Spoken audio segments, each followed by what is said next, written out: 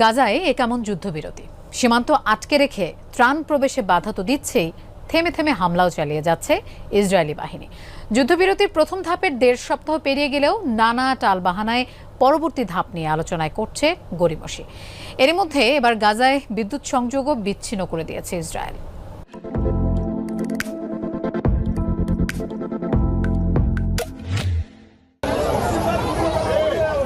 খান ইউনিসে ফিলিস্তিনিদের দীর্ঘ লাইন মাত্র এক টুকরো শুকনো রুটির জন্য। ৭-৮ ঘন্টা তীব্র রোদের মাঝে দাঁড়িয়ে থেকেও অনেককেই ফিরতে হচ্ছে খালি হাতে। যুদ্ধবিরতির মধ্যেই পুরো উপত্যকায় তীব্র খাদ্য সংকট, দুর্ভিক্ষের সংখ্যাও করছেন বিশেষজ্ঞরা। আমার পরিবার না খেয়ে আছে।